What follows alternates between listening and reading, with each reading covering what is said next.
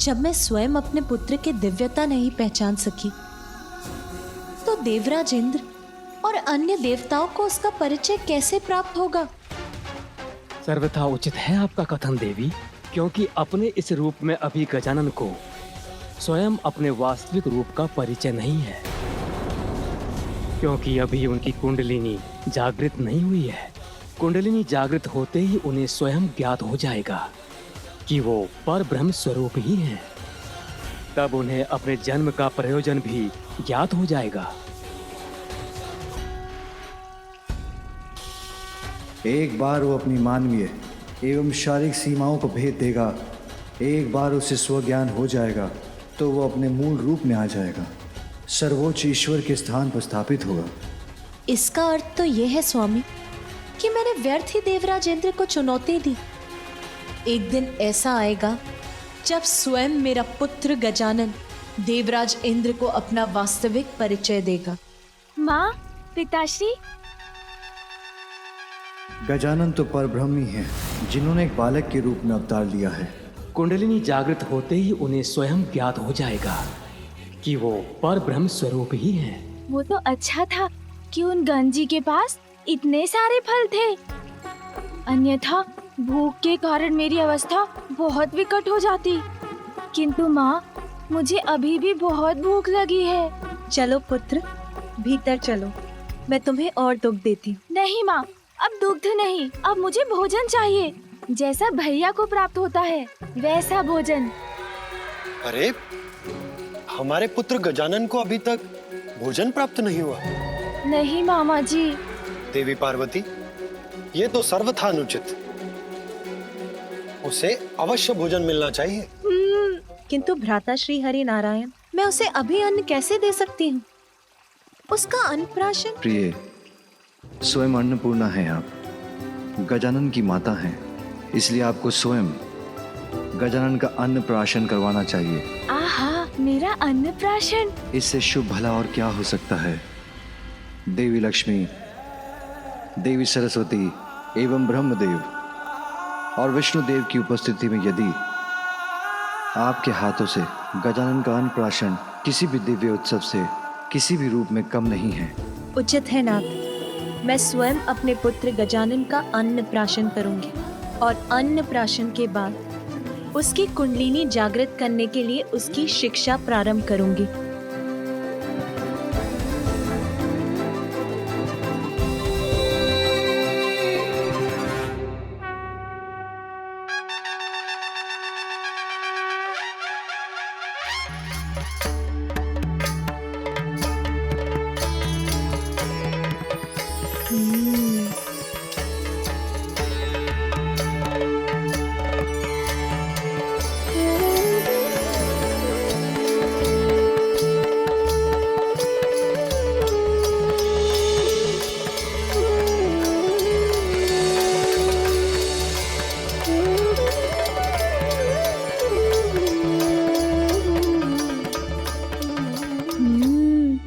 इतने सारे व्यंजन, आज तो सब खाऊंगा।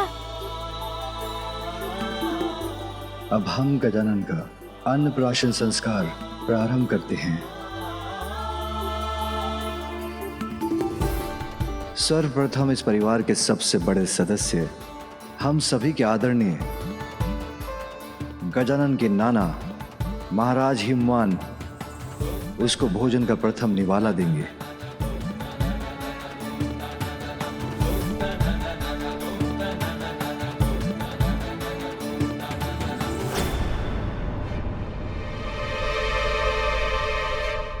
रुकिए,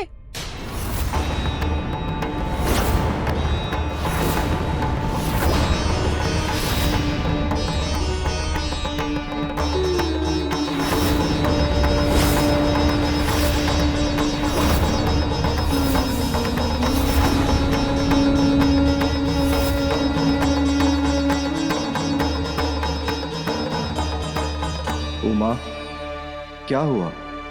गजानन का अन्नप्राशन प्रारंभ होने के पूर्व ही तुमने उसे रोक दिया। स्वामी, 56 भोग व्यंजनों से सज्जित है ये थाल, किंतु इसे देखकर पूर्णता का आभास नहीं हो रहा है मुझे। कुछ तो अवश्य अभी भी शेष है। मैं कुछ नहीं बोलूंगी, किंतु शेष है? अब क्या शेष है पुत्री? अब तो बस गजानन का अन्नप्राशन ही शेष है। कुछ शेष नहीं माँ मेरे उदर में, बस मेरे द्वारा इन स्वादिष्ट व्यंजनों का भोग लगाना ही शेष है। पुत्र गजानन, प्रतीक्षा तो तुम्हें भी करनी होगी, और प्रतीक्षा का फल सदैव मीठा होता है। तुम्हारी माता तुम्हारे लिए कुछ विशेष व्यंजन लाने गई। हाँ मामा जी, कठिन तो है, किंतु मैं प्रतीक्षा कर लूंगा। सुना भैया, माँ मेरे लिए कुछ विशेष लेकर आ रही है।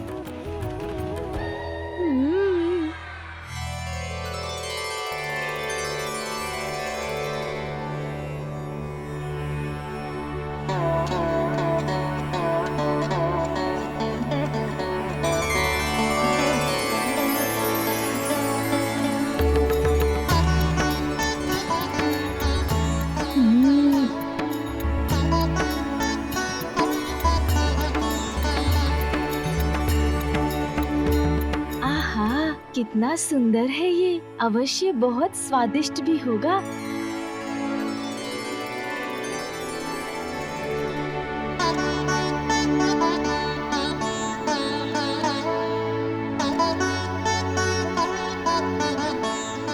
मैं कुछ नहीं बोलूंगी, किंतु पुत्री, ये क्या व्यंजन है और इसमें क्या विशेष है?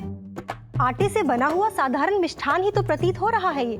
नहीं नानी जी, ऐसा मत बोलिए।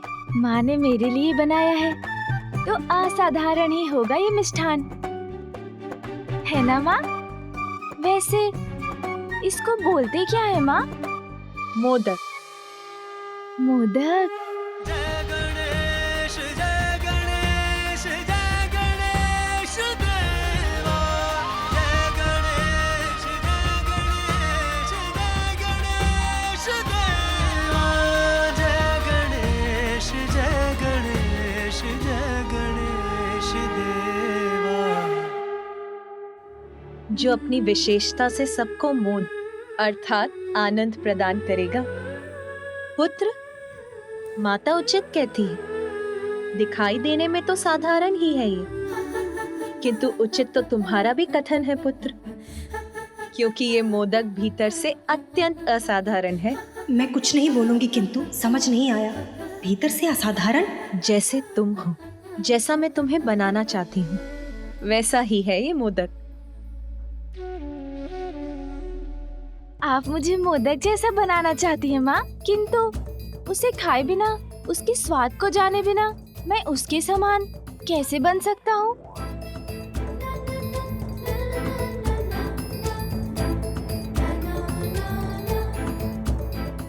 माँ, मैं ये मोदक खा लूँ ना? अवश्य पुत्र। गजानन का अन्नप्राशन मोदक से ही प्रारंभ होगा।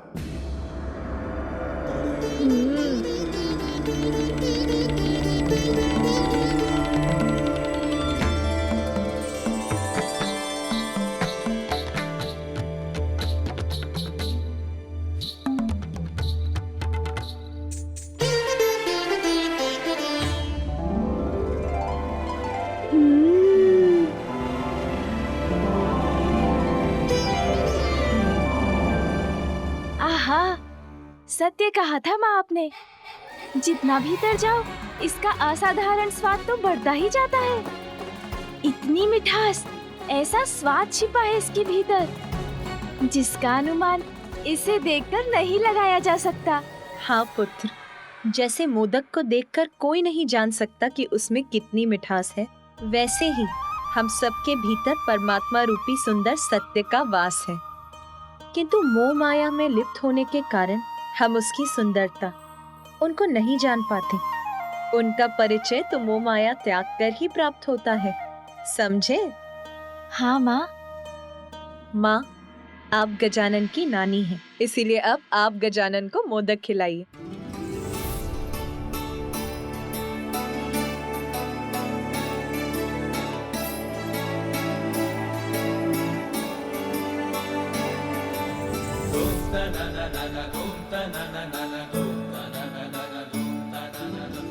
आ गया माँ। बहुत स्वादिष्ट है मोदक। किंतु माँ, ये मोह माया क्या होता है जिसे त्यागना इतना आवश्यक है? हाँ माँ, और इस मोह माया से छुटकारा पाने का उपाय भी बताइए ना। हाँ पुत्र, आत्मा परमात्मा का ही तो अंश है। अच्छे कर्म से ही परमात्मा को पाया जा सकता है। यही तो जीवन का परम उद्देश्य है। किंतु सांसारिक सुखों की लालसा, निज स्वार्थ और इच्छाओं के माया जाल से भ्रमित होकर सभी जीव उन परमात्मा को ही भुला बैठे हैं। तो फिर इस परम उद्देश्य को प्राप्त करने के लिए हमें क्या करना चाहिए माँ? पुत्र, सत्य की साधना, माया को भेदने वालों की समस्त शक्तियाँ और कुंडलिनियाँ जागृत हो उठती हैं और उन्हें अपने भीतर बसी परमात्मा की शक्ति और उनकी सुंदरता से परिचय कराती हैं। वैसे ही पुत्र, जैसे मोदक के भीतर का स्वाद लेने पर ही इसकी वास्तविक मिठास का आनंद प्राप्त होता है। स्वामी, अब आप गजानन को मोदक खिलाइए।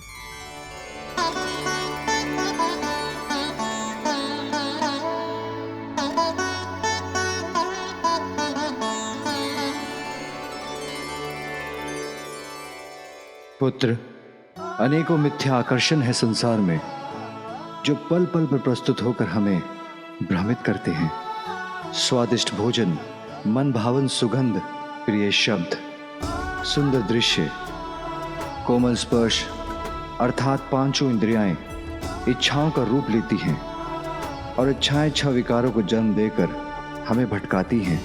उन्हें वश में रखकर ही अंतर की गहराई में छिपी अपने विशेषताओं को सुंदरतम रूप में प्राप्त किया जा सकता है, अर्थात अपने भीतर बसे परमात्मा का परिचय प्राप्त किया जा सकता है।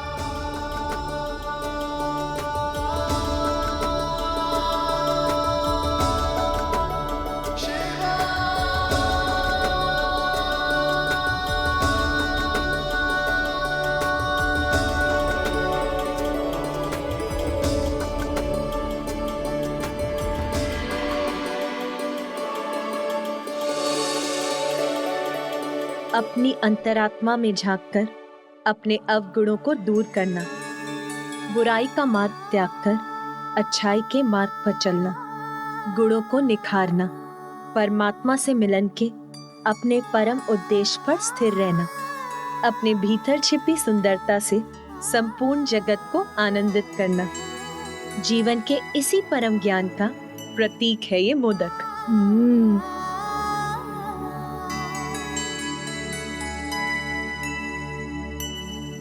अन्नपूर्णा, अब आप भी तो अपने हाथों से अपने पुत्र को मोदक खिलाएं।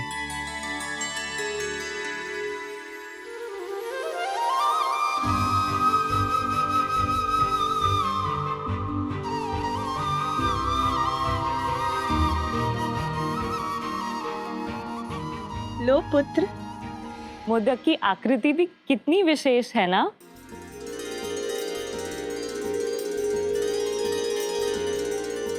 हाँ देवी लक्ष्मी, मोदक का आकार तो महाशून्य के ही समान है। माँ, मुझे कुछ समझ में नहीं आया, ये महाशून्य क्या होता है? महाशून्य तो अनंत है, अपने आप में ही संपूर्ण है। समस्त जगत और सभी जीवों का जीवन उसी से उत्पन्न होता है और उसी में समाता है। अर्थात ये तो प्रणव मंत्र ओमकार का ही प्रतीक है। इसीलिए पुत्र, जो मोदक के वास्तविक अर्थ को जान जाता है वो संसार के दुख सुख से परे रहता है। अरे अरे पुत्र, ये लीजिए भैया।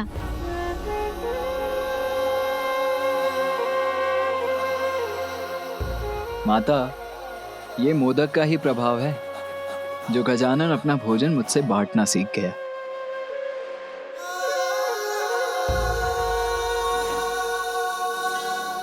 माँ, मैं समझ गया हूँ। कोई कितना भी साधारण क्यों ना दिखाई दे, यदि वो अपने भीतर बसे परमात्मा का परिचय पाकर अपने गुणों को निखार ले तो वो असाधारण हो जाता है। आपके द्वारा बनाए इस विशेष मोदक से संपूर्ण संसार यही सीख प्राप्त करेगा और आज से मोदक सदैव मुझे अत्यंत प्रिय होगा। पुत्र गजानन, अब तुम्हारा अन्नप्राशन पूर्ण हुआ। अब तुम मन भरकर भोजन कर सकते हो।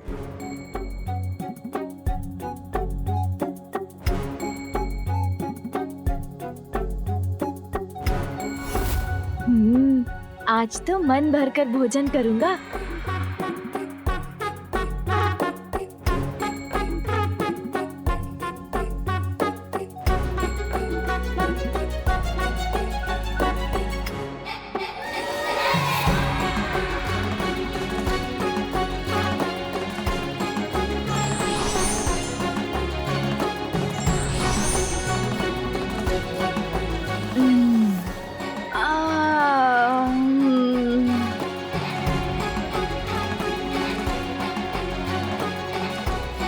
माँ, बहुत स्वादिष्ट भोजन था।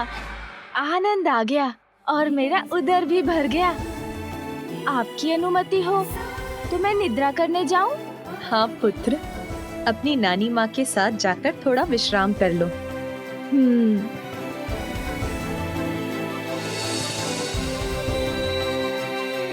आज विश्राम कर लो पुत्र, क्योंकि कल से तुम्हें श्रम जो करना होगा।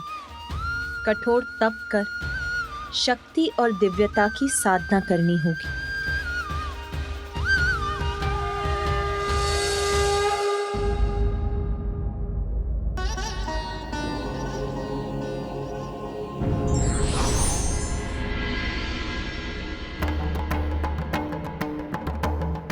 देवराज इंद्र, प्रणाम महादेव। क्या है आपकी चिंता का कारण? दक्षिण क्षेत्र में पुनः असुरों का आतंक छाया प्रभु। हम देवताओं के धर्म की रक्षा करने के लिए एक बार पुनः हमें देव सेनापति कार्तिकेय की आवश्यकता है।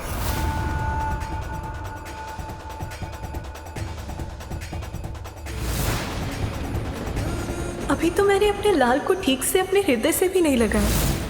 कहीं नहीं जाने दूंगी मैं अपने पुत्र को। अपने पुत्र को अपने से विलग नहीं होने दूंगी और आपको भी ऐसा नहीं करने दूंगी।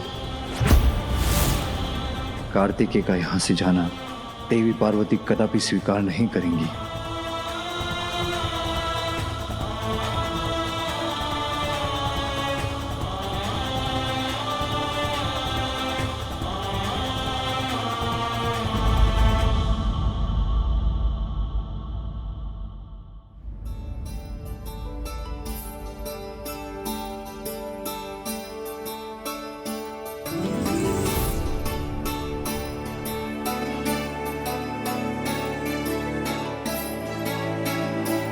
गजानन,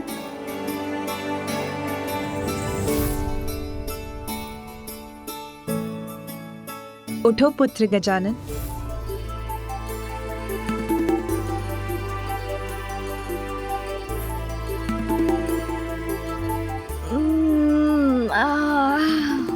माँ, भोर हो गई। अरे वाह, अब तो मेरा अन्नप्राशन हो गया है। अब तो मैं कुछ भी खा सकता हूँ ना माँ? नहीं पुत्र, साधना करने वाले साधक का ध्यान भोजन, निद्रा और क्रीड़ा पर नहीं, अपितु मात्र अपनी साधना पर ही केंद्रित रहना चाहिए। साधना? कैसी साधना माँ? पंचाग्नि तप, अर्थात अत्यंत कठोर साधना करनी है तुम्हें, और उसका प्रारंभ आज से ही होगा पुत्र, जिसके लिए तुम्हें इस पूजा के योग्य बनना होगा पुत्र। प्रातः काल उठकर स्नान कर पूजा स्थल पर पहुंचकर भगवान को भोग लगाकर पूजा प्रारंभ करनी होगी पुत्र। जाओ पुत्र, स्नान करके आओ। उसके बाद मैं तुम्हें भवन से दूर तुम्हारे तप स्थल पर लेकर चलूंगी। हमारे भवन से दूर माँ? हाँ। अच्छा।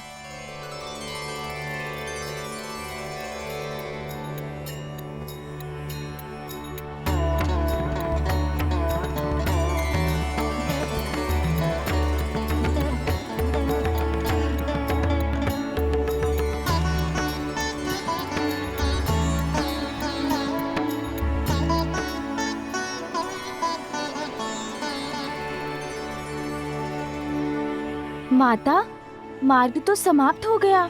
तपोस्थली कहाँ है? पुत्र, वो रही तुम्हारी तपोवस्थली।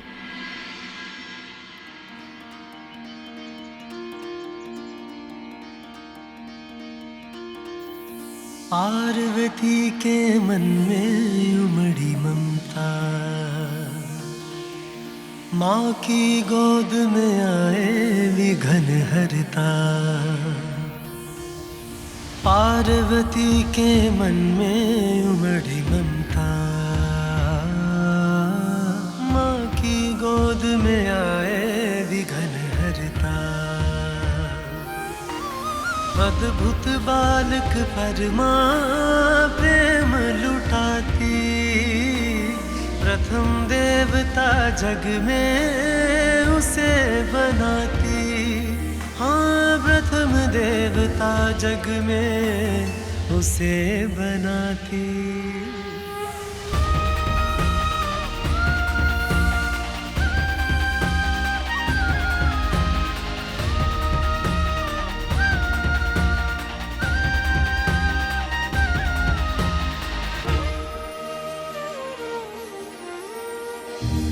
माँ, हम तब के लिए भवन से इतनी दूर इस निर्जन वन में क्यों आए हैं? इसीलिए पुत्र, क्योंकि इस निर्जन और शांत स्थल पर तुम्हारा ध्यान नहीं बटेगा और तुम अपने तप पर स्थिर रहोगे।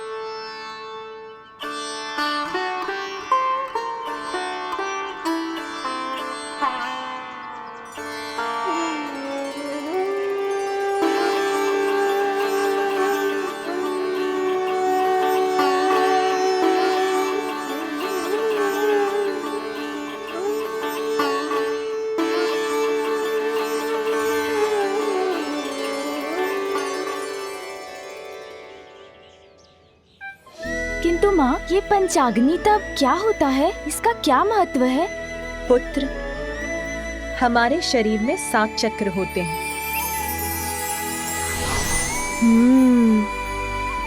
पृथ्वी से जोड़ने वाला मूलाधार, हमें सृजन की शक्ति प्रदान करने वाला और आनंद का स्रोत स्वादिष्ठान। हमारे आत्मबल, आत्मविश्वास और बुद्धि का स्रोत मणिपूरक।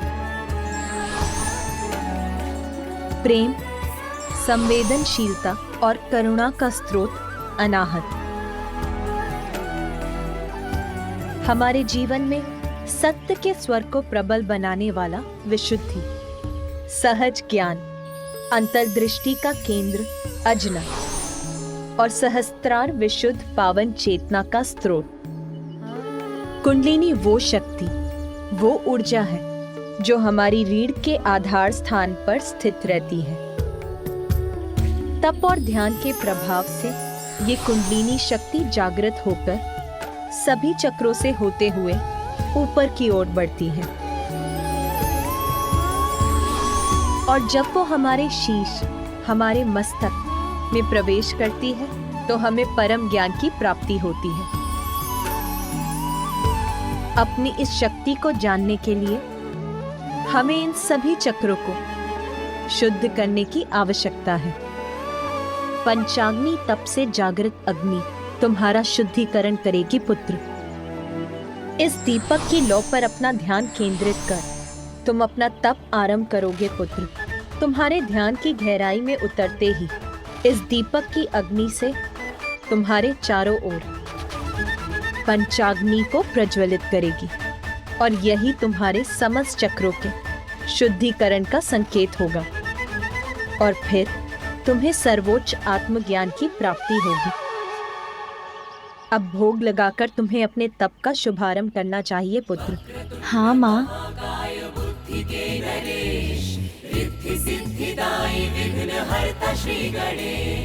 सुमुख नाम प्रथम पूज्य देव तुम विशेष, रिद्धि सिद्धिदायी विघ्न हरता श्री गणेश।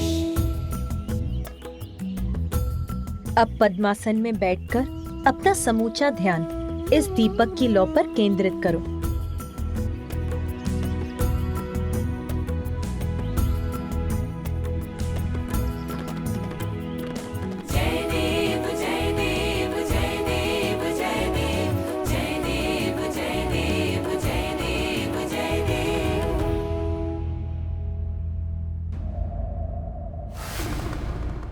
देवराज, आपको भी ज्ञात है कि अपने उत्तरदायित्वों से मुख मोड़ने का स्वभाव नहीं है मेरा, किंतु मेरा अनुज गजानन असुरक्षित है। उसे सुरक्षा प्रदान करने हेतु इस समय मेरा यहाँ कैलाश में उपस्थित रहना भी अत्यंत आवश्यक है। कुमार कार्तिकेय, ये कैलाश है, यहाँ स्वयं महादेव वास करते हैं, अर्थात गजानन सुरक्षित है। यदि कोई असुरक्षित है तो वो हम देवता हैं। हम देवताओं के सर पर संकट के मेघ छाएं। आज धर्म की ज्योति भी संकट में है और उसकी रक्षा करना आपका धर्म है। देवराज,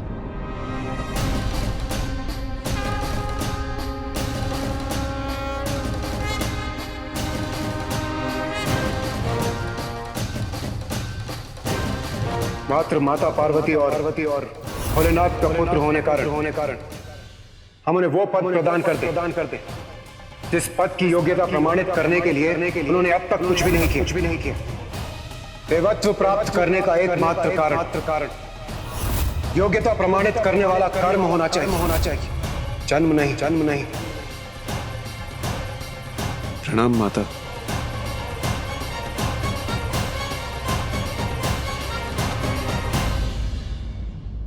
पूर्व में भी मैंने आपसे कहा था कि आपकी रक्षा, देवताओं की सहायता, सृष्टि के संकटों को दूर करना मात्र यही नहीं है मेरे पुत्र कार्तिकेय का धर्म। उसका दायित्व, अपने परिवार के प्रति अपने दायित्व का निर्वाह करने के लिए इस समय मेरे पुत्र का यहाँ रहना अनिवार्य है।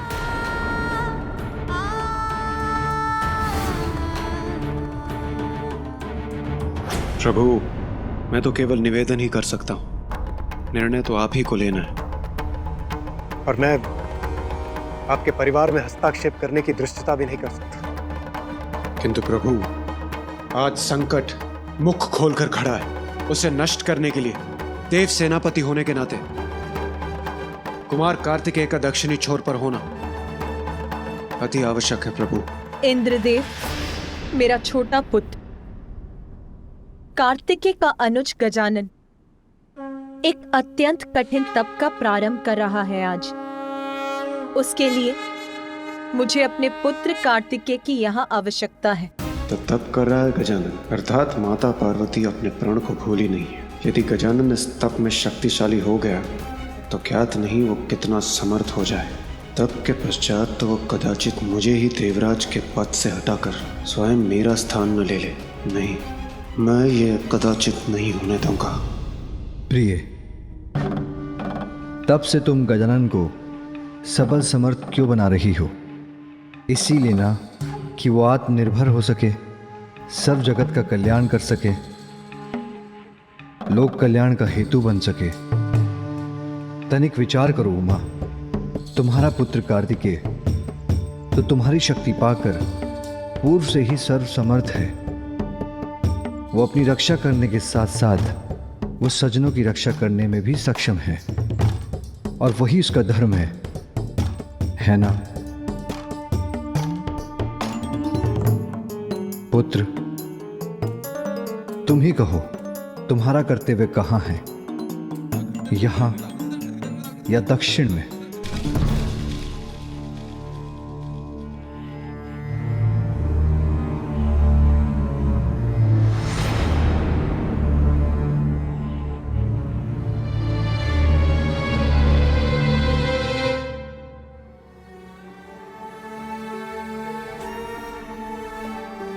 आप उदास मत होइए माता। पिताश्री का संकेत उचित है। आप यहाँ गजानन की सुरक्षा का ध्यान रखें और मैं वहाँ दक्षिण में अपने दायित्व का निर्वहन करूंगा। किंतु जब भी आपको मेरी आवश्यकता होगी मैं यहाँ उपस्थित हो जाऊंगा। क्या आप मुझे जाने की अनुमति देंगे?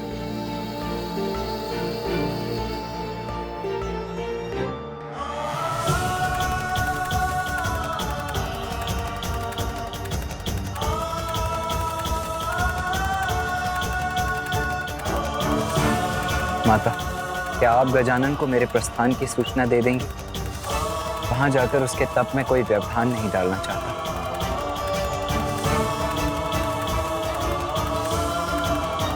जाओ पुत्र।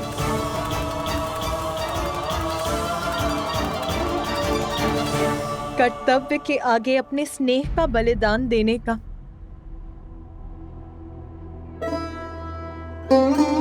अपने हृदय को कठोर बनाकर तुम्हें विदा करने का अभ्यास हो गया है मुझे।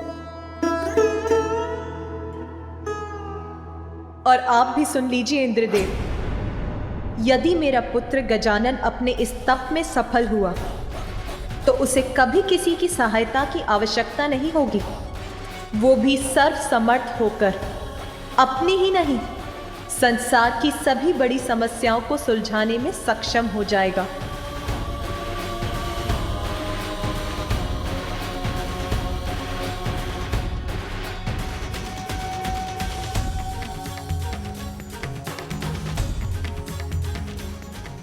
मंगलकर्ता स्वामी श्री मंगल मूर्ति, जन जन पूजे होती कामना पूर्ति।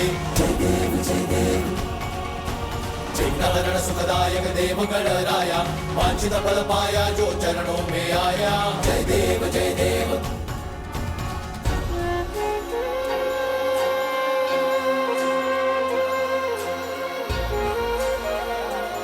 क्या हुआ जया? इतने ऊंचे स्वर में वार्तालाप करने की कोई आवश्यकता नहीं है जया। मैं अभी कैलाश में थी तो सुना कि कुमार कार्तिकेय दक्षिण की ओर जा रहे हैं। भैया जा रहे हैं मौसी, किंतु क्यों? अभी तो मैंने उनके साथ क्रीड़ा का आनंद भी नहीं लिया। अरे तुम इतने दुखी मत हो पुत्र गजानन। देखो ना, कुमार कार्तिकेय यहाँ नहीं रहेंगे तो माता अपना संपूर्ण स्नेह तुम्ही पर तो निछावर करेंगी। फिर वो जितना भी स्वादिष्ट भोजन पकाएंगी वो सभी अकेले तुम्ही को तो प्राप्त होगा। तुम्हें तो आनंद आ जाएगा ना। भोजन? अरे गजानन तुम खड़े क्यों हो गए? मैं रसोई गृह जा रहा हूँ, अभी लौट आऊंगा। अरे रुको गजानन, गजानन।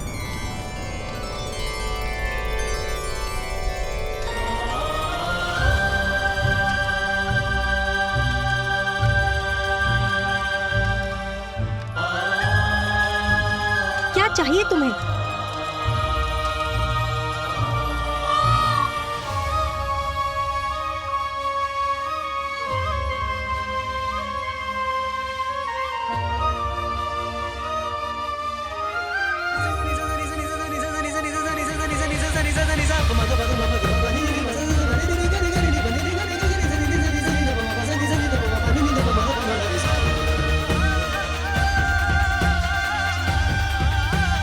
मैं कुछ नहीं बोलूंगी, किंतु साधना के मध्य में भूख को मिटाने के लिए अपने भोजन की व्यवस्था करने आया था।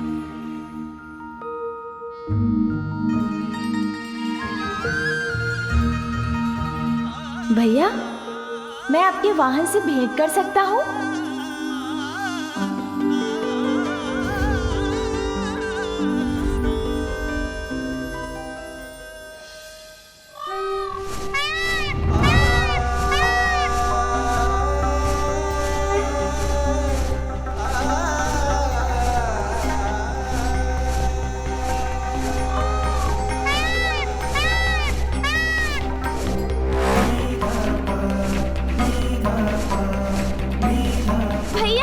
रुकिए भैया।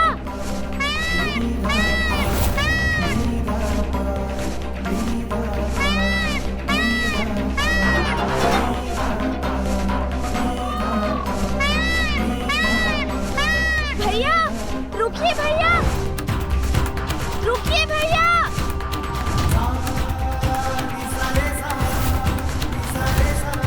रुकिए, भैया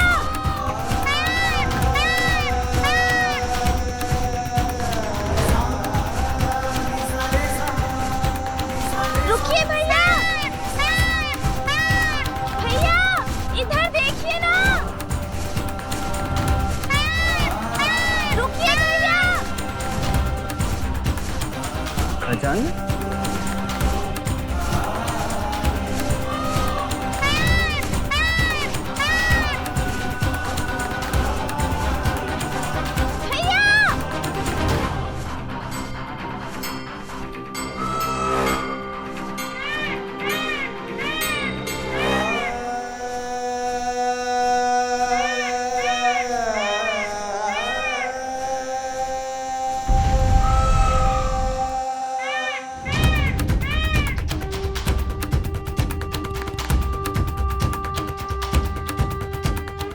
क्या हुआ गजानन? तुम दौड़ क्यों रहे थे? मुझे क्यों रोका? सब सकुशल तो है ना? इतनी बार कहा है तुम कि भवन से इतनी दूर अकेले मत निकला करो, कहा है ना?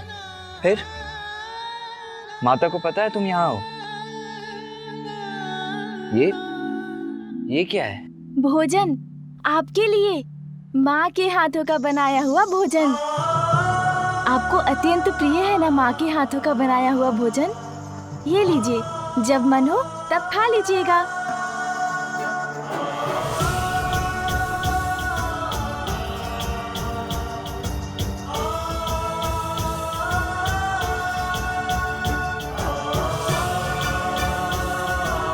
अपना ध्यान रखना गजानन, और माता का भी ध्यान रखना। अपने तप पर ध्यान देना, और हाँ, गणों को तनिक भी कष्ट मत देना। जी भैया। और माँ को बताए बिना भवन से इतनी दूर कभी मत आना। जी भैया। अब मुझे जाना होगा गजानन, और विलंब उचित नहीं है। लाओ ये भोजन दे दो मुझे, दो। अपना ध्यान रखना अनुज। जी भैया।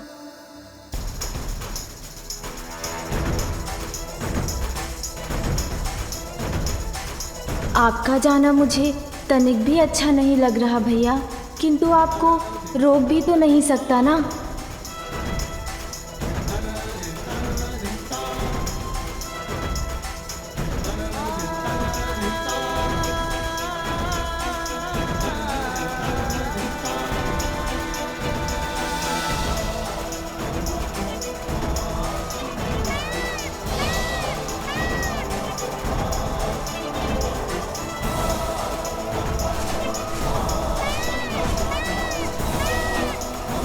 मुझसे तो भैया का जाना अभी से नहीं सहा जा रहा है। पता नहीं अब उनसे कब भेंट होगी, किंतु अब मुझे लौट जाना चाहिए। माँ ने कहा था भोग की थाल लगाकर पूजा प्रारंभ करनी है।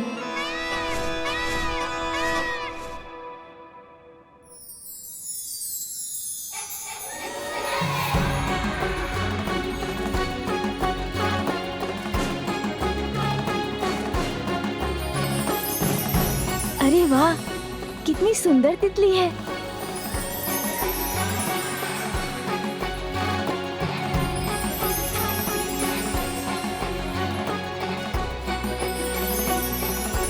अरे अरे रुको तितली।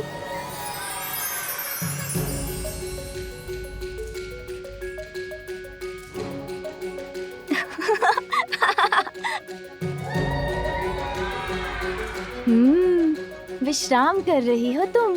अवश्य पकड़ लूंगा इस बार तुम्हें।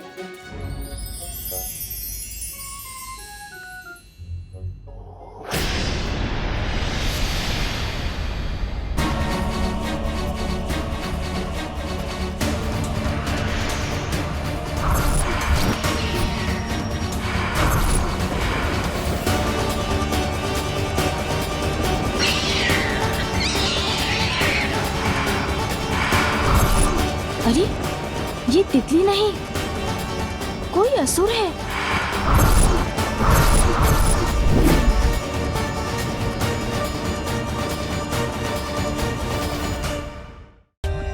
For more updates, subscribe to our channel, click the show links and enjoy watching the videos.